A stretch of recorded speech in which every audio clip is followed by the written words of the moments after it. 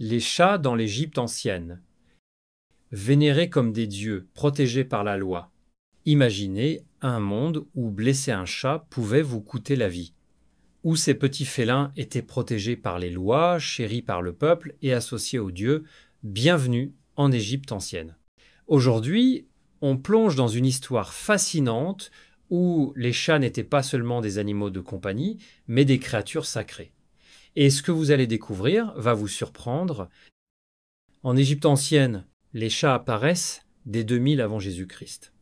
Ils sont d'abord utiles, ils protègent les réserves de grains des rongeurs, mais très vite, les Égyptiens voient en eux plus que des chasseurs, ils sont élégants, mystérieux, puissants et indépendants.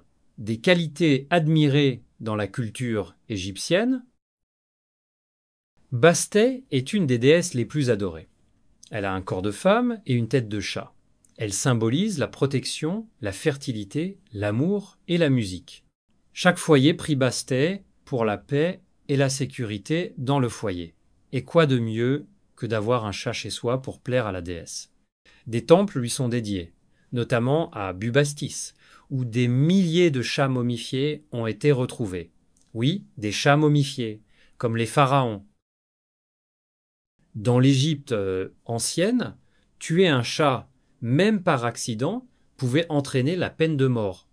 Il y a des récits d'historiens grecs, comme Hérodote, qui racontent que les Égyptiens étaient inconsolables si un chat mourait. Et même un pharaon ne pouvait pas ignorer la loi. Le chat était intouchable.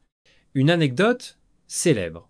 Lors d'un incendie, des Égyptiens risquaient leur vie pour sauver leur chat avant de sauver eux-mêmes ou leurs enfants. Les chats ambassadeurs. Les chats étaient si précieux qu'ils n'étaient pas autorisés à quitter l'Égypte. Un commerce illégal s'est même développé. Quand un chat était volé et emmené à l'étranger, des agents spéciaux étaient envoyés pour le ramener au pays. Les chats deviennent donc presque des ambassadeurs culturels. Le monde extérieur découvre le respect des Égyptiens pour eux. Et cela fascine. Mort d'un chat est comme un deuil sacré.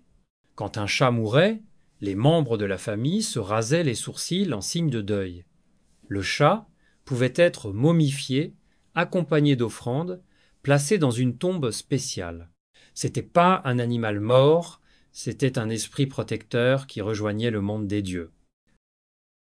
Aujourd'hui, on aime les chats pour leur compagnie, mais imaginez vivre dans un monde où votre chat est presque un dieu.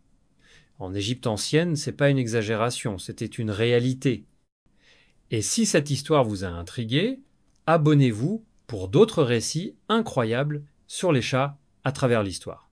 Et dites-nous en commentaire, votre chat mérite-t-il d'être vénéré comme un dieu